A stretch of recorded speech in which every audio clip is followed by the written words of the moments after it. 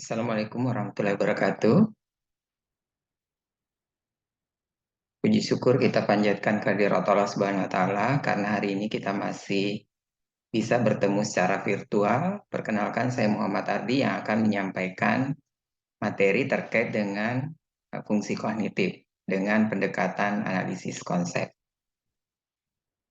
Nah, adapun outline yang akan kita bahas hari ini yaitu bab 1 tentang pendahuluan, kemudian bab 2 mengembangkan konsep, dan terakhir kesimpulan.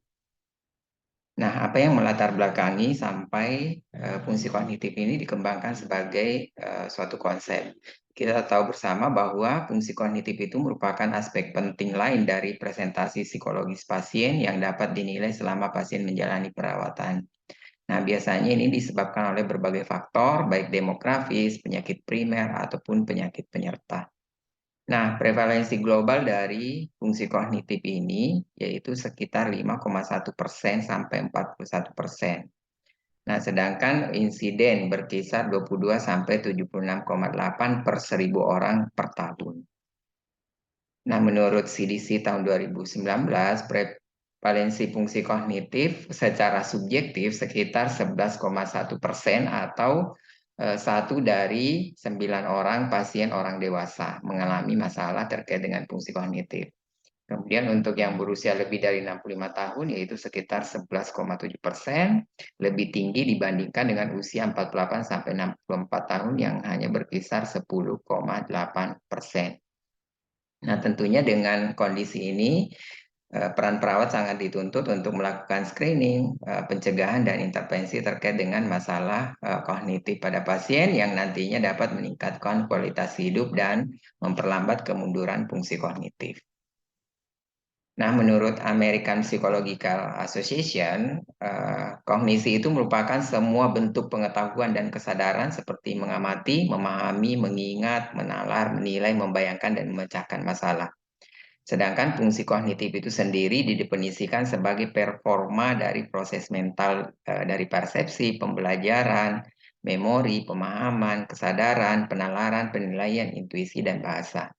Nah, terkadang istilah kognisi dan fungsi kognitif dalam beberapa konteks dapat digunakan secara bergantian tanpa mempengaruhi pemahaman yang tepat.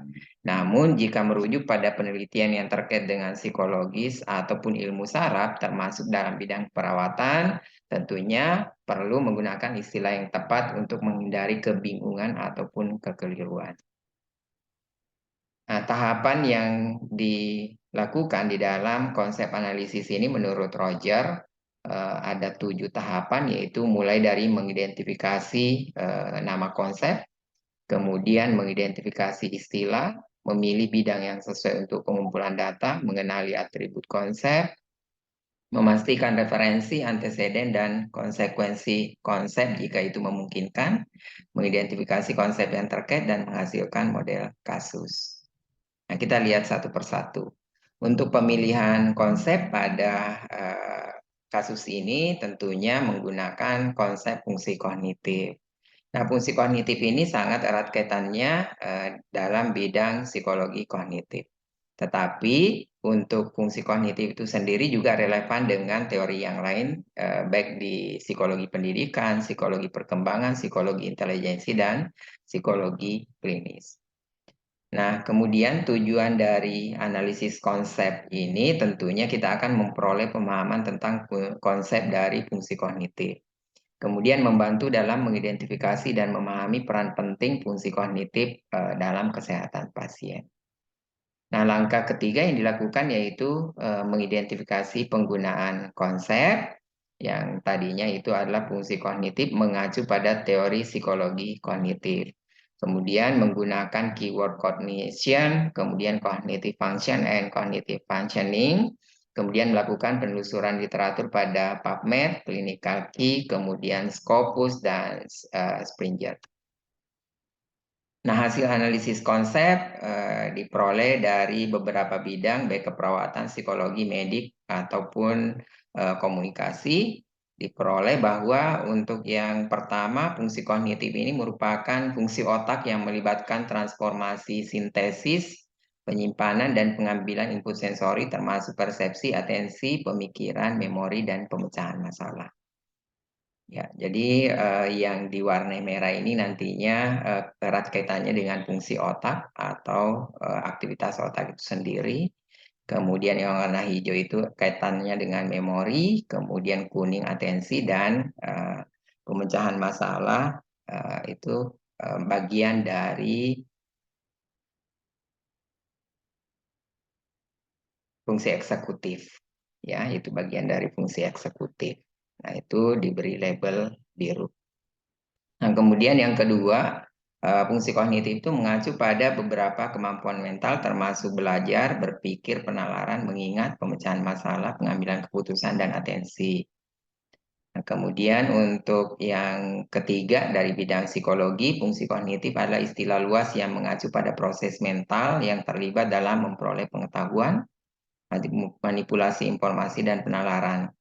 Kemudian fungsi kognitif ini mencakup domain persepsi, memori, pembelajaran, atensi, pengambilan keputusan, dan kemampuan bahasa. Sedangkan berdasarkan kamus dari American Psychological Association bahwa fungsi kognitif adalah performa proses mental berupa persepsi, pembelajaran, memori, pemahaman, kesadaran, penalaran, penilaian, intuisi, dan bahasa. Nah, untuk Phillips, dari Phillips yang dalam bidang keperawatan mendefinisikan fungsi kognitif didasarkan pada kecerdasan dan kemampuan berpikir, belajar, mengingat, menanggapi, dan memecahkan masalah.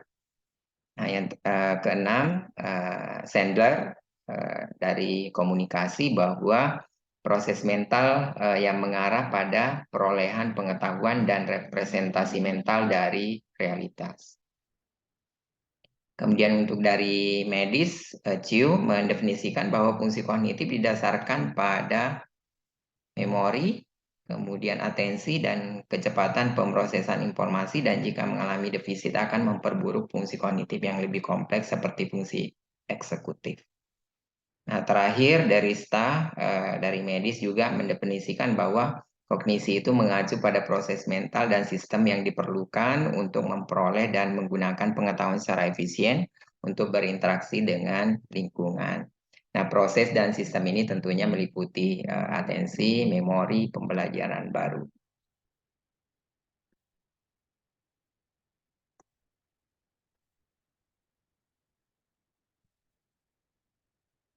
Nah, selanjutnya dari beberapa definisi tadi, maka atribut yang ada di dalam konsep ini adalah proses mental, sama dengan aktivitas mental dan fungsi otak. Kemudian atensi, sinonim dengan perhatian, memori, sinonim dengan mengingat. Kemudian ada fungsi bahasa dan fungsi eksekutif tadi yang lebih kompleks. Nah, dengan demikian definisi operasional konsep fungsi kognitif adalah kemampuan untuk memproses informasi dari lingkungan dan menghasilkan respon melalui perhatian, memori, bahasa, dan fungsi eksekutif yang meliputi penalaran, perencanaan, dan pemecahan masalah. Nah, kemudian yang langkah kelima yaitu mengembangkan kasus. Dari kasus ini kita mengawali dengan kasus model. Jadi seorang perempuan usia 28 tahun menikah, pendidikan SMA, pegawai swasta, masuk rumah sakit dengan keluhan nyeri kepala berdenyut sejak 3 minggu yang lalu. Nyeri kepala semakin memberat dan tidak berkurang dengan pengobatan dari puskesmas. Hasil CT scan menunjukkan bahwa pasien mengalami multiple sol dengan ring enhancement disertai vokal edem di occipitoparietalis kanan dan kiri, cerebellum kanan, suspek abses multivokal, herniasi subpalsin kanan. Setelah dirawat 2 hari, kesadaran pasien berfluktuasi dengan GCS 14-15. Pasien kadang bisa diajak berkomunikasi, kadang tidak bisa. Berarti ini sudah ada gangguan dalam bahasa. Kemudian pasien mengalami gangguan orientasi terhadap waktu, tempat, dan orang. Ini kaitannya dengan fungsi memori. Kemudian pasien menjawab sore saat ditanyakan waktu sekitar jam 10 WITA dan mengatakan sedang berbaring di kamar tidurnya. Padahal pasiennya sementara berbaring di rumah sakit.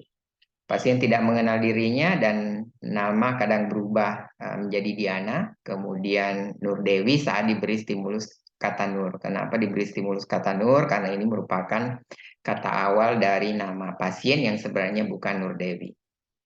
Nah, kemudian pasien terkadang bengong atau melotot. Saat pasien bengong, tekanan darah mencapai 160/100 mm air raksa. Pasien gelisah, ekspresi seperti kesakitan dan tidak bisa menerima informasi dengan baik. Nah, selama perawatan dilakukan monitoring tingkat kesadaran, tanda-tanda vital, fungsi neurologis, mengorientasikan pasien terhadap waktu, tempat, dan orang, memberi bantuan perawatan diri, serta memberikan stimulasi kognitif pada pasien. Nah, dari gambaran kasus ini tentunya memberikan gambaran ke kita bahwa seluruh aspek yang terkait dengan fungsi kognitif mengalami masalah pada pasien, baik masalah memori, kemudian bahasa, perhatian atau atensi, dan fungsi eksekutif. Nah, kemudian kita melihat pada kasus borderline, ini seorang perempuan usia 36 tahun, pendidikan SMA, pekerjaan ibu rumah tangga, dirawat di rumah sakit dengan keluhan nyeri kepala dengan skala 5 sejak 2 bulan yang lalu. Nah, pasien ini didiagnosis mengalami sefalgia yang dicurigai karena mengalami sol intrakranial.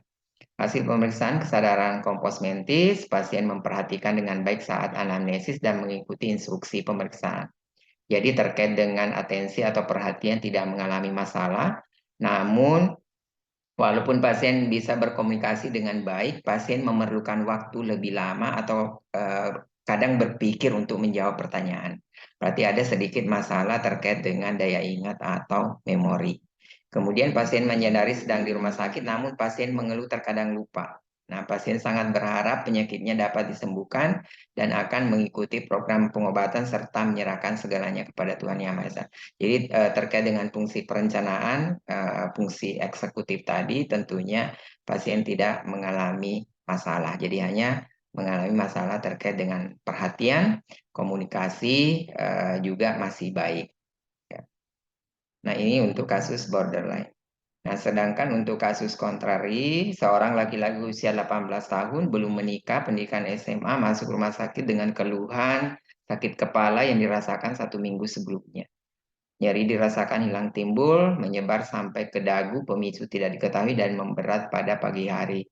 Hasil CT scan menunjukkan bahwa pasien mengalami multifocal meningoencephalitis di regio temporal parieto-occipital bilateral dextra disertai dengan lesi isodens dengan ring enhancement kurang lebih 1 cm di regio parietal kiri dan diagnosis diferensialnya itu toxoplasmosis, udem cerebri disertai dengan adanya herniasi. Nah, saat dilakukan pengkajian, pasiennya malah komposmentis dengan nilai GCS 15. Pasien masih kooperatif dan mengikuti instruksi saat pemeriksaan, berarti pasien masih sadar, masih perhatian, kemudian orientasi terhadap waktu, tempat, dan orang baik, dan pasien dapat mengingat riwayat keluhan dan menceritakannya secara jelas. Fungsi komunikasi baik, kemudian pasien juga berencana setelah menyelesaikan pengobatan akan selalu menjaga kesehatan dan akan belajar yang rajin untuk mempersiapkan diri masuk ke universitas. Kebetulan pasiennya ini baru lulus SMA. Nah, ini menunjukkan bahwa pada kasus ini walaupun ada masalah di otak dengan kondisi yang kerusakan yang mungkin luas, pasien tidak mengalami masalah terkait dengan fungsi kognitifnya. Nah, selanjutnya kita mengidentifikasi anteseden dan konsekuensi. Jadi anteseden dari fungsi kognitif itu meliputi faktor sosiodemografi, meliputi usia, jenis kelamin, pekerjaan, status perkawinan. Sehingga di kasus-kasus tadi sebelumnya itu selalu diawali dengan jenis kelamin, kemudian ada usia, pekerjaan, dan status perkawinan. Karena ini merupakan anteseden dari fungsi kognitif. Dan tentunya bukan merupakan faktor satu-satunya, tetapi juga bisa dipengaruhi oleh faktor lain, termasuk status sosial, status gizi, sindrom geriatri, kemudian aktivitas fisik dan kognitif, status fungsional, kesejahteraan psikologis, penyakit komorbiditas, penggunaan obat, dan perubahan struktur di otak itu sendiri. Nah, sehingga konsep yang ada di sini yang kaitannya dengan fungsi kognitif tadi, lahirlah atribut proses mental, perhatian, memori, bahasa, dan fungsi eksekutif. Nah, konsekuensi dari ini tentunya nanti bisa meningkat, menurun, tergantung stimulus yang ada. konsekuensinya di kualitas hidup, fungsi sosial, fungsi pekerjaan, dan fungsi independen.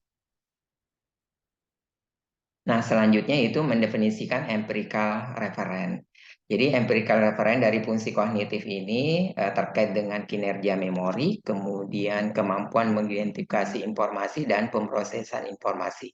Kinerja memori merupakan hal penting yang mampu diingat dalam waktu seminggu dan menjadi faktor protektif kemampuan independen, ya kemampuan pasien untuk lebih mandiri di dalam uh, melaksanakan fungsi kehidupan sehari-hari.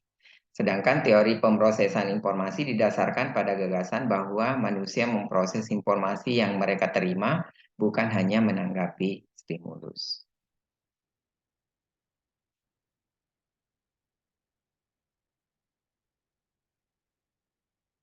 Nah, kesimpulan dari konsep ini bahwa analisis konsep ini mengevaluasi berbagai definisi, atribut, anteseden, konsekuensi, dan empirical reference dari konsep fungsi kognitif. Analisis ini mendefinisikan fungsi kognitif adalah kemampuan otak untuk memproses informasi dari lingkungan dan menghasilkan respon melalui perhatian, memori, bahasa, dan fungsi eksekutif yang meliputi penalaran, perencanaan, dan pemecahan masalah. Nah, fungsi kognitif ini sangat penting dalam praktek keperawatan karena keperawatan melibatkan interaksi dengan pasien yang membutuhkan pemahaman yang cermat. Nah, sebelum berakhir, satu quote dari Mario Teguh bahwa lakukan kalau Anda sukses, Anda bahagia, kalau Anda gagal, maka Anda belajar. Sekian, terima kasih dari saya. Assalamualaikum warahmatullahi wabarakatuh.